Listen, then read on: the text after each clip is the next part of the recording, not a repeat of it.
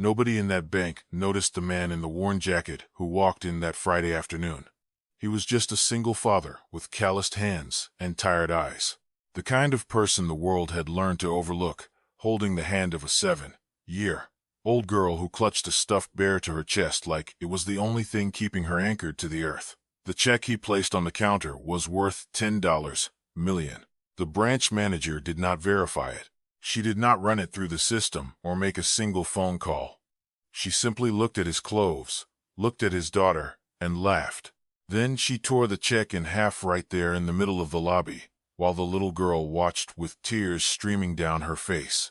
15 minutes later, the glass doors opened again. A woman in a gray suit stepped inside, looked at the man still kneeling on the marble floor with his crying daughter in his arms, and spoke a single word that made the branch manager's face turn white. "Sir."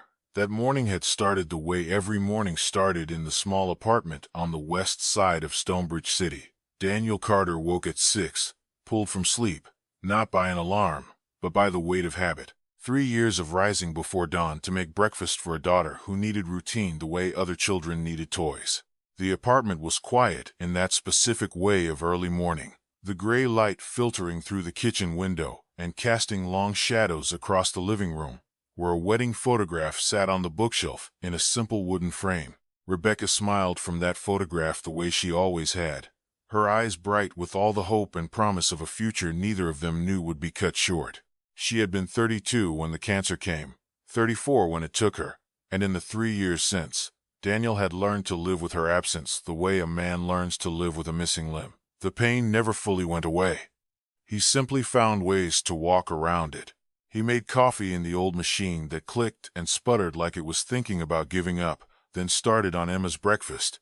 Scrambled eggs, lightly salted the way she liked them, toast with the crusts cut off, because she had decided at age 5 that crusts were poison and had never wavered from this conviction. A glass of orange juice poured into her favorite cup, the one with the butterflies that Rebecca had found at a craft fair 3 summers ago, back when there were still summers with Rebecca in them. These rituals mattered. Daniel understood that now in a way he had not understood when his wife was alive. They were the threads that held the fabric of their small life together, the ceremonies of love that he refused to let go, even as everything else slipped away. Every morning he made breakfast the way Rebecca had made it. Every evening he read Emma a story from the same book of fairy tales Rebecca had read from. These were not just habits, they were acts of remembrance, small rebellions against forgetting. At 6:30, he heard the soft padding of bare feet on hardwood. Emma appeared in the kitchen doorway with her brown hair tangled from sleep and her arms wrapped around Mr. Buttons, the stuffed bear that had once belonged to her mother. The bear was worn now, loved nearly to destruction, one ear slightly torn where it had caught on a door frame. The fur matted in places from years of being held through nightmares and tears, and the quiet moments of missing someone who was never coming back. "Daddy, can Mr. Buttons come to the bank today?" Daniel turned from the stove and smiled at his daughter. She was 7 years old, small for her age, with her mother's eyes and her mother's stubborn chin and a way of looking at the world that made Daniel believe there was still good in it. "Sure, sweetheart, he can watch Daddy do something important." She nodded with the gravity of a judge rendering a verdict. "Okay, but he gets scared in loud places. You have to hold my hand." "I always hold your hand. I know." She climbed into her chair at the kitchen table and arranged Mr. Buttons beside her plate. "But today you have to hold it extra tight." Daniel served her breakfast and sat across from her, watching her eat with the focused intensity children bring to food they enjoy. On the table beside her plate sat a document he had read perhaps 100 times in the past week. The paper worn soft at the edges from handling. The letterhead bore the logo of Meridian Capital Partners, and the headline announced what still seemed impossible even now after all the meetings, and the lawyers, and the wire transfers that had made it real. Acquisition complete. $85 million, the company he had built in his garage, while Rebecca was still alive, working nights after Emma went to sleep and weekends while his wife read novels in the lawn chair beside him and offered suggestions. She insisted, "We're not meddling," had finally become something more than a dream. And today he would deposit the final payment, $10 million that would fund the scholarship in her name. The promise he had made to her in the hospital room when she was too weak to speak, but strong enough to squeeze his hand and nod. After breakfast, Daniel opened the small safe in the bedroom closet and removed the check. He held it up to the pale morning light and looked at the numbers written there, still unable to fully believe they were real. $10 million. 2 years of negotiations and legal battles and sleepless nights, wondering if it would all fall apart. 2 years of grief transformed into something useful. Something that would outlast him. Something that would carry Rebecca's name into a future she would never see. "We did it, Becca," he whispered to the empty room. "The scholarship fund is finally happening." From the doorway came Emma's voice. "Daddy, who are you talking to?" He turned and found her watching him with those serious eyes. "Your mom," he said. "I was telling her about today." Emma considered this. "Can she hear you?" Daniel knelt, so he was at her level. "I think so. I hope so. I talk to her sometimes, too." Emma held up Mr. Buttons. "So does Mr. Buttons. He tells her about school and about how I learned to tie my shoes and about the time I fell off the swing but didn't cry." Daniel felt his throat tighten. "What does she say back?" "She says she's proud of me." Emma's voice was matter-of-fact, as if this were the most obvious thing in the world. "And she says to take care of you because sometimes you forget to eat lunch." Daniel laughed, surprising himself. "She's right about that. I know." Emma reached out and touched his face with one small hand. "Daddy, why don't you wear nice clothes like the men on TV?" He looked down at himself at the jacket he had put on without thinking. It was old, the leather worn, soft at the elbows, the collar slightly frayed. Rebecca had given it to him for his birthday 10 years ago, back when they were still living in that tiny apartment with the leaky faucet, counting pennies and dreaming about the future. He had never been able to replace it. Every time he thought about buying a new one, he remembered the way she had smiled when she gave it to him, remembered her saying he looked like a man who could take on the world because your mom said the clothes don't make the man. He met his daughter's eyes. The heart does. Emma thought about this with the gravity only a 7-year-old can muster. Then she nodded. "Okay, Daddy." She paused. "Can we get ice cream after the bank?" "We is less than Unc is greater than LLC, sweetheart. We is less than Unc is greater than LLC." The train into Stonebridge City took 40 minutes. Daniel stood the whole way, one hand on the overhead rail, the other holding Emma's small fingers. She pressed her face to the scratched window and watched the buildings grow taller as they approached the city center, her breath fogging the glass in small clouds that appeared and disappeared like ghosts. "This place is big," she said. "It is bigger than our apartment. Much bigger." She thought about this for a moment. "I like our apartment better. It smells like pancakes." Daniel smiled. "Me too, sweetheart. And it has Mommy's picture on the wall." "The big buildings don't have Mommy's picture." "No," Daniel agreed. "They don't." The train pulled into the station, and they stepped out into the rush of midday commuters, men and women in expensive suits, moving with the urgent purposelessness of people who had somewhere important to be, even if they could not quite remember where. Daniel held Emma's hand and moved against the current, taking his time, letting the city flow around them like water around stones. Rivergate National Bank occupied the corner of 5th and Grant, a stone building with brass-handled glass doors, and the kind of architecture that whispered old money and older judgments. It had been there for over a century, financing railroad barons and industrial titans, and the quiet fortunes of families whose names appeared on hospital wings and university buildings. It was not the kind of place that welcomed men in worn leather jackets, and Daniel knew this, had always known this. But he walked toward it anyway because this was where his accounts had been for 8 years, and because today was the day everything changed. He paused outside the entrance to adjust Emma's coat and straighten Mr. Buttons where he had slipped in her grip. A woman walked past without a glance, her designer bag swinging, phone pressed to her ear, deep in conversation about something that sounded urgent, but probably was not. A man in a tailored suit held the door for someone behind him. A woman with pearls and perfect hair. Then let it close just as Daniel reached for it. He caught the door anyway, said nothing, and stepped inside with his daughter. The lobby was cold in that specific way of places designed to make certain people feel unwelcome.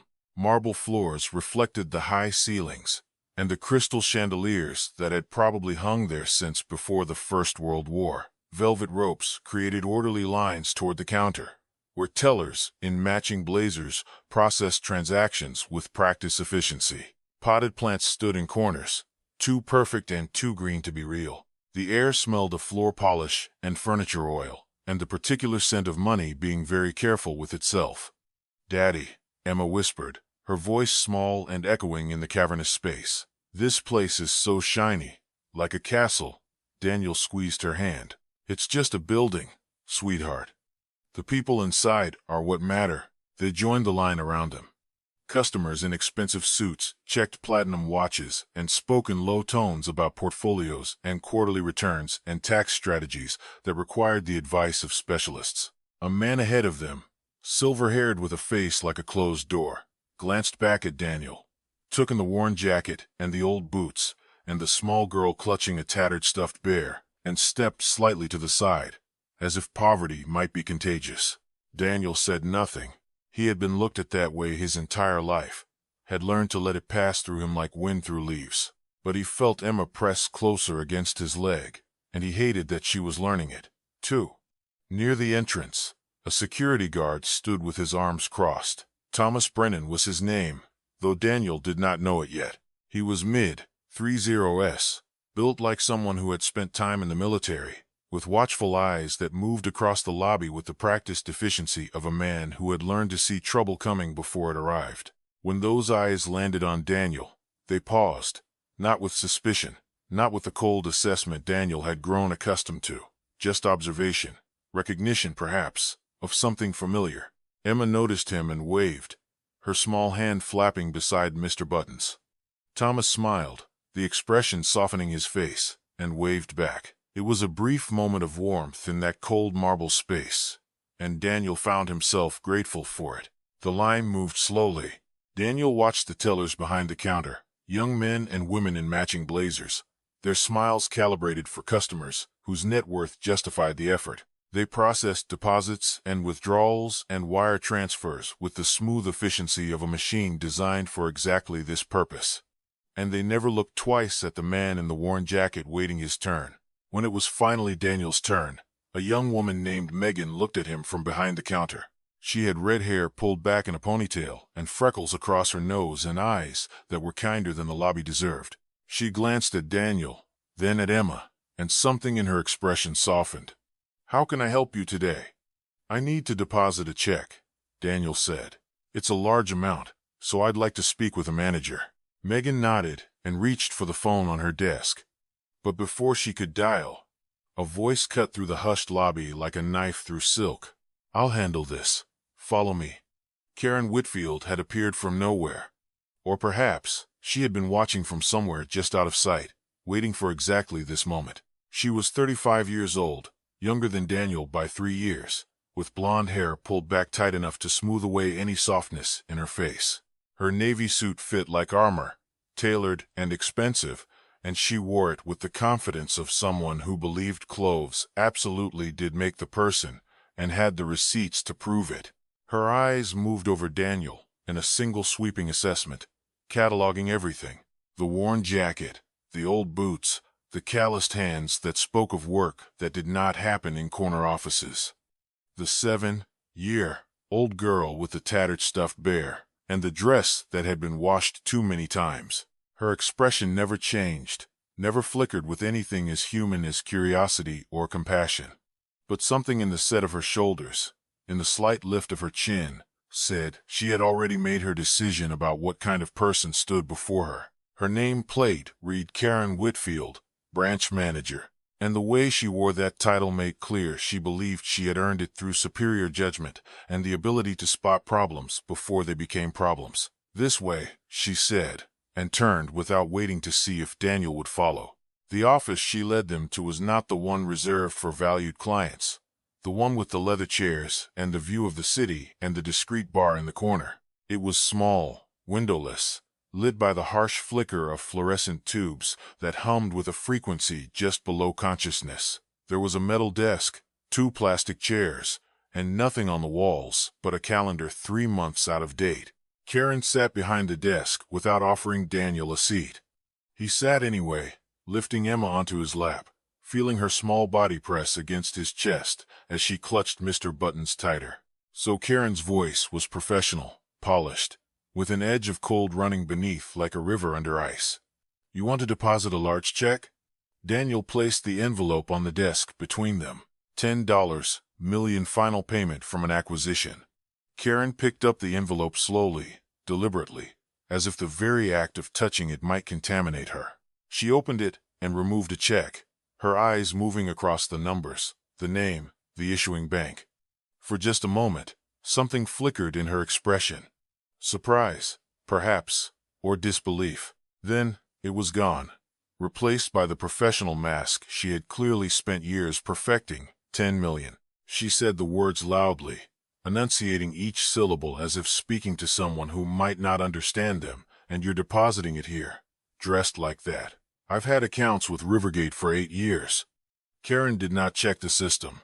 She did not pull up his records or verify his identity, or do any of the things a branch manager might reasonably do when presented with a check for $10 million. She simply looked at him with the expression of someone who believed she could read the entire story of a person's life in the quality of their shoes. "Mr. Carter, I didn't get to this position at 35 by being naive. I can spot fraud from a mile away."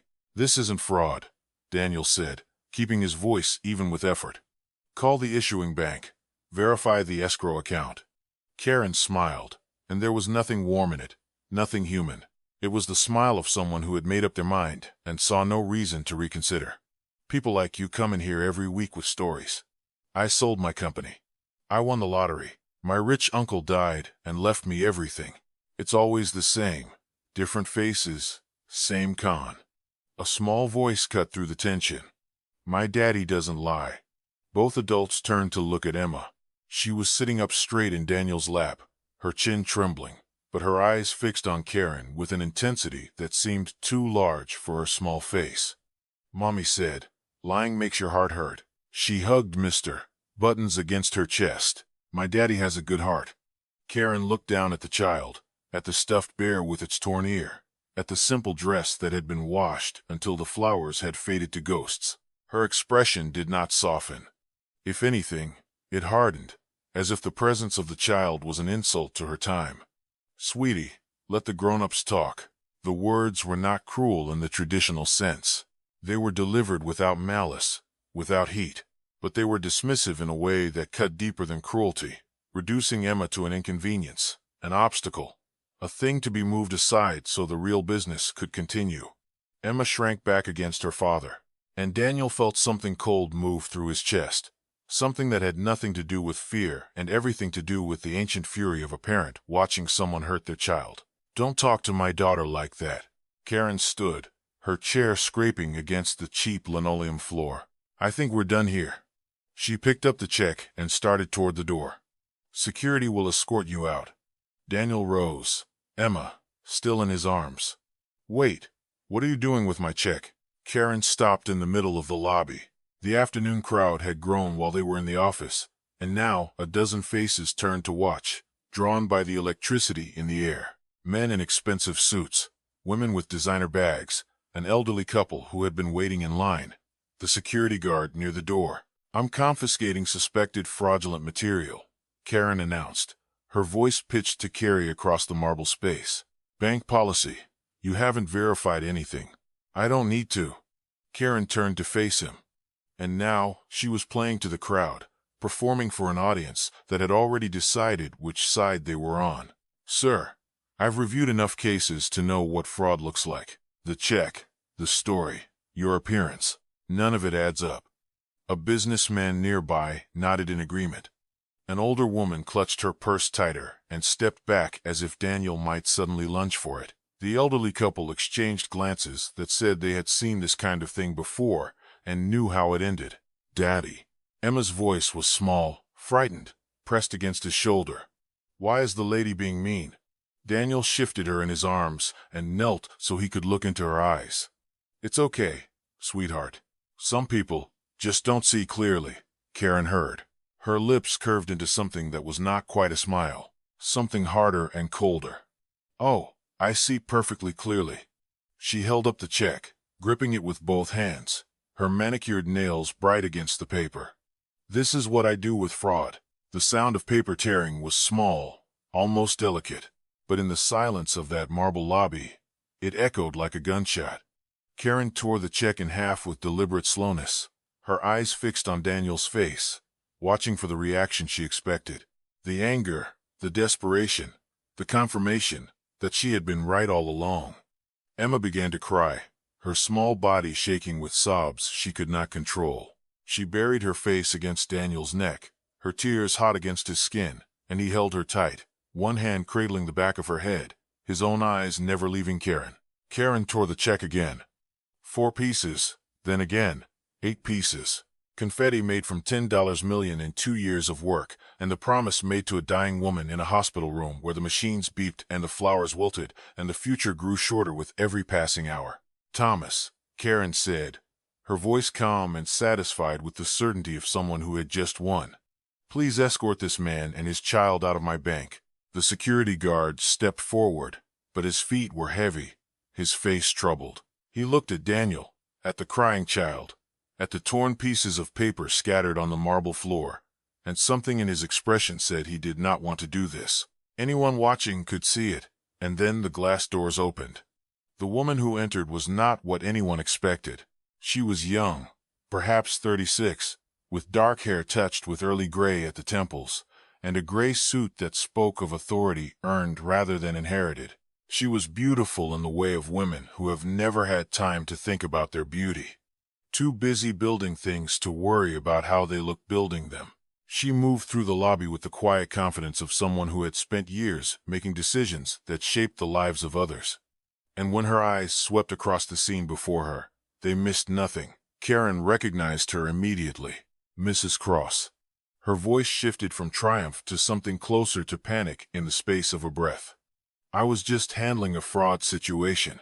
This man tried to deposit a forged check, but Evelyn Cross was not looking at Karen. She walked past the branch manager as if she did not exist, her expensive heels clicking against the marble, her eyes fixed on the man kneeling on the floor with a crying child in his arms. She stopped, and then she smiled. And it was the smile of someone greeting an old friend after too long apart. "Daniel, it's been too long." Karen's face went white. Evelyn extended her hand, and Daniel rose to take it, Emma still clinging to his neck. Evelyn clasped his hand in both of hers. Warm and genuine, and nothing like the cold professional courtesy she showed to clients. "How's Emma doing?" "Last time I saw her, she just lost her first tooth.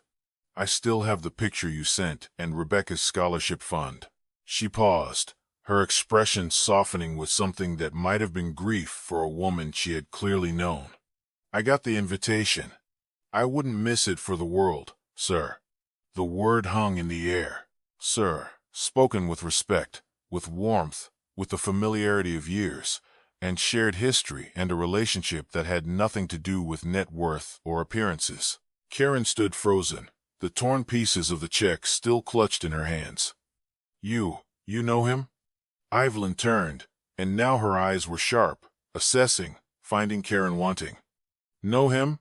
I approved Daniel's first business loan 5 years ago. $50,000. No collateral. The entire board said I was too young to make that call. Said I was being naive. Said he would never pay it back." She looked at Daniel, and her smile returned. "That loan turned into $85 million. Best decision I ever made." Karen's mouth opened. Closed. "But the check." Evelyn's gaze dropped to the torn pieces in Karen's hands. Her expression hardened, the warmth draining away to reveal something cold and precise beneath. "Miss Whitfield, did you just destroy a $10 million check from Daniel Carter, founder of Carter Security Solutions?" The lobby had gone completely silent. Every eye was fixed on the scene, unfolding before them. The businessman, who had nodded in agreement, now looking at his shoes. The elderly woman, who had clutched her purse, taking a small step back, as if to distance herself from what she had witnessed. Karen's voice came out as a whisper. "I didn't know." He didn't look. He didn't look like what, Miss Whitfield?" Evelyn's voice was calm, but each word fell like a stone into still water. Like someone worth your time, like someone who deserved basic courtesy, like someone whose daughter deserved not to watch her father be humiliated in public. Karen had no answer. For the first time, in what was clearly a long time, she had nothing to say. The conference room was small and windowless. The same room where Karen had dismissed Daniel just 30 minutes before. Now the positions were reversed in ways that went beyond the physical arrangement of chairs. Evelyn sat at the head of the table with the quiet authority of someone who had no need to raise her voice. Karen sat across from her, pale and trembling, her perfect posture crumbling. Daniel sat with Emma in his lap, the little girl's tears finally subsiding as she pressed her face against Mr. Button's. Thomas stood near the door, his hands clasped in front of him, a witness to what was about to unfold. Thomas spoke first. "Ma'am, I want it on record. I called you because something felt wrong." Mr. Carter was calm the entire time.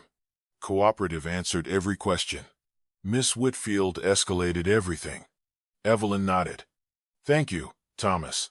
Your judgment saved this bank from something much worse than a lawsuit." Karen tried to speak.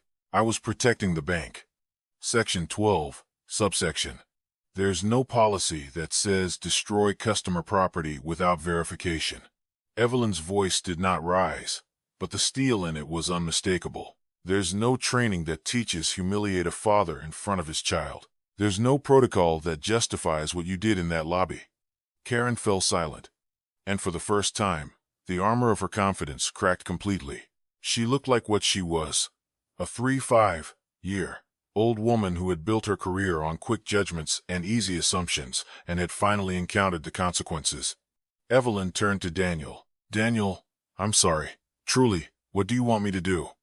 Daniel looked down at Emma. She had stopped crying, but her eyes were still red, her small body still pressed against his chest, as if she could disappear inside him if she tried hard enough. He thought about the check, about the 2 years of work it represented.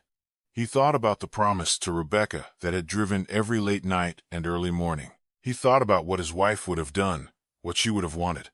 "When Rebecca was sick," he said slowly, "we went to a hospital. A nurse looked at our insurance, saw it was basic, made us wait 4 hours in the hallway while other patients went ahead." He paused, feeling the weight of the memory. "She didn't kill Rebecca.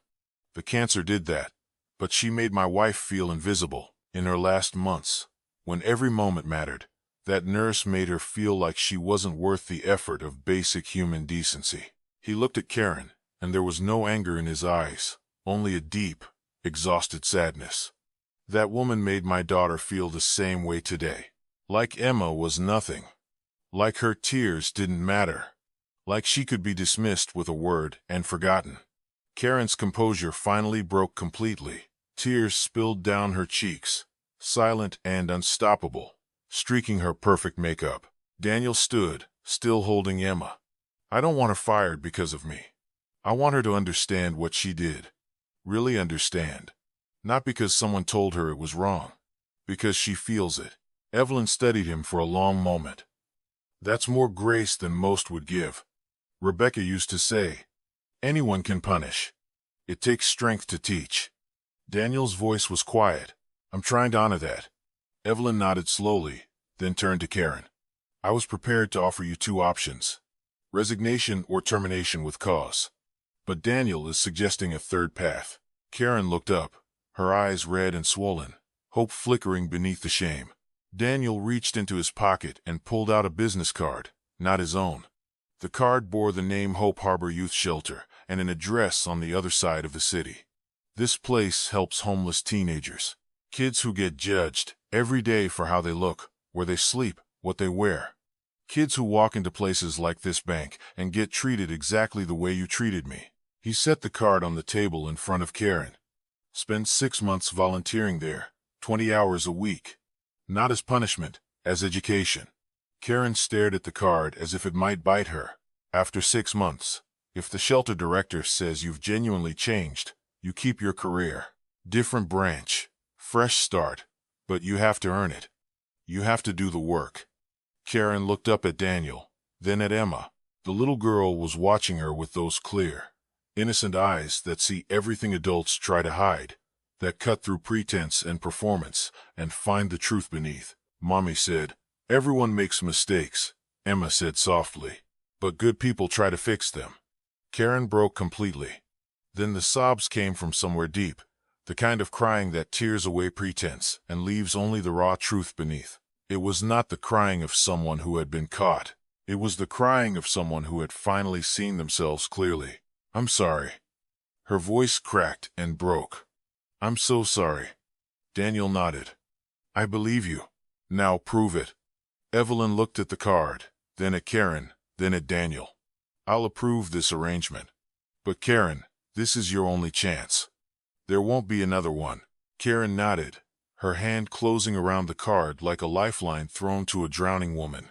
2 months later, the Stonebridge Community Center was filled with faces Daniel had never seen, and faces he remembered from another life, a life when Rebecca was still beside him and the future stretched out bright and unbroken. The banner above the stage read, "The Rebecca Carter Scholarship Fund," in elegant blue letters, and beneath it hung a photograph of Rebecca, smiling down at the crowd with the same warmth she had carried through every day of her too short life. Daniel stood at the podium with Emma beside him, his daughter wearing a flower print dress and holding Mr. Buttons tucked under her arm. He looked out at the audience and saw Evelyn in the front row, her expression proud. Thomas was there, too, wearing a new badge that read, "He Head of Security," a promotion Daniel had quietly suggested to Evelyn the week before. "My wife Rebecca grew up in foster care," Daniel began, his voice steady, despite the emotion beneath. "She knew what it meant to be invisible, to walk into a room and have people look right through you, to be judged before you spoke a word." The crowd was silent, listening. "She made me promise that if we ever had enough, we would give kids like her the chance she fought so hard to earn on her own." He paused, steadying himself. "This scholarship is for the ones who don't look the part, the ones people underestimate, the ones who, if they walked into a bank today dressed in their best clothes, which might not be very good, might get laughed at, might get turned away, might have their dreams torn up in front of them." He looked at Evelyn. "Rebecca believed in them before anyone else did. Just like someone once believed in me when I had nothing but an idea and a willingness to work." Then it was Emma's turn. She stepped up to the microphone, her voice small but clear, carrying across the silent room. "My mommy said, everyone deserves someone who sees them, really sees them, not their clothes or their house or their car, just them, the person inside." The applause began slowly and built until the room was filled with it, a wave of sound that washed over Daniel and his daughter and carried with it something that felt like hope. And in the back corner of the room, standing alone, was Karen Whitfield. She looked different now. The severe ponytail was gone, her blonde hair falling soft around her shoulders. Instead of a designer suit, she wore a simple sweater, soft and worn, and pinned to her chest was a volunteer badge from Hope Harbor Youth Shelter. Beside her stood a teenage boy, 15 years old, with the weary eyes of someone who had learned early not to trust. Karen was bent close to him, helping him fill out an application form. Her voice, patient and kind in a way it had never been in the marble lobby of Rivergate National Bank. 6 months passed. The seasons turned from fall to winter to spring, and Daniel received a letter in the mail one afternoon when the trees outside his window were just beginning to bud. It was handwritten on plain paper with no letterhead, the penmanship careful and deliberate. "Mr. Carter," it began, "I don't expect forgiveness. I'm not writing to ask for it. I'm writing because you asked me to learn, and I think I finally have. Last week, a girl came to Hope Harbor. 16 years old, torn clothes, no ID, wouldn't look anyone in the eye. The old me would have seen a problem to handle, a case to process, a number. Her name is Maya. She ran away from a home where no one saw her. Not her parents, not her teachers, not anyone. She thought she was invisible everywhere she went, and she had started to believe that maybe she was supposed to be. I sat with her for 3 hours. I didn't judge. I didn't rush. I didn't look at her clothes, or her hair, or any of the things I used to think mattered. I just listened. I let her talk. She cried. And I cried, too, because I finally understood what you tried to tell me that day in the bank. It was never about the check. It was never about how someone looks or where they come from. It's about seeing the person underneath, really seeing them. The way your wife must have seen you, the way Evelyn saw you, the way I should have seen you. Thank you for not destroying me when you had every right to. I'm trying to become someone worthy of that grace. P.S. I recommended Maya for the Rebecca Carter Scholarship. I hope you'll consider her. Daniel set the letter down, his eyes wet with tears. He did not try to hide. Emma came running in from the other room, her footsteps loud on the hardwood floor, Mr. Buttons bouncing against her chest. Daddy, what's that? A letter from someone who learned to see. Emma tilted her head. Considering this like Mommy taught you. Daniel pulled her close, breathing in the smell of her hair, feeling her small heartbeat against his chest. Yeah, baby, just like Mommy taught me. Later that evening, after dinner and bath time and the story from Rebecca's book of fairy tales, Daniel sat alone at the kitchen table and opened his laptop. There was an email from the scholarship committee, the subject line simple and direct. Maya Thompson, scholarship approved. He clicked it open. Attached was a photograph of a teenage girl with dark hair and careful eyes holding a letter in both hands. She was smiling just slightly, the smile of someone who had forgotten how and was just beginning to remember. Behind her, barely visible at the edge of the frame, was a woman in a simple sweater with a volunteer badge, her hand resting gently on the girl's shoulder. Daniel looked at the photograph of Rebecca on the bookshelf. We did it, Becca. Every single part of it. Emma appeared in the doorway, rubbing her eyes. Her buttons dangling from one hand. Daddy, I can't sleep. Bad dreams. No. She patted over and climbed into his lap. I was just thinking about Mommy. Daniel wrapped his arms around her. Me too, sweetheart. Do you think she can see us from heaven? I think so. I hope so. It's late for pancakes, please. Emma looked up at him with Rebecca's eyes. Extra chocolate chips. He laughed. And it felt good to laugh. Felt right. Okay, but just this once, they walked into the kitchen together, father and daughter, and Daniel pulled out the mixing bowl and the ingredients, while Emma climbed onto her stool to help. The evening light streamed golden through the window, warm as a promise, and the small apartment filled with the sound of laughter and the smell of batter cooking. And somewhere across the city, in a small room at Hope Harbor Youth Shelter, a girl named Maya sat at a desk with her scholarship letter in front of her, reading the words for the 100th time, still not quite believing they were real. She was going to college. Someone had seen her. Someone had believed in her. She looked out the window at the city lights and smiled, really smiled. For the first time, in longer than she could remember, and in her hand, she held a note from a woman named Karen, who had once been lost and was slowly finding her way. A note that said simply, I see you. You matter. Don't ever let anyone tell you otherwise. The circle was complete. The promise was kept.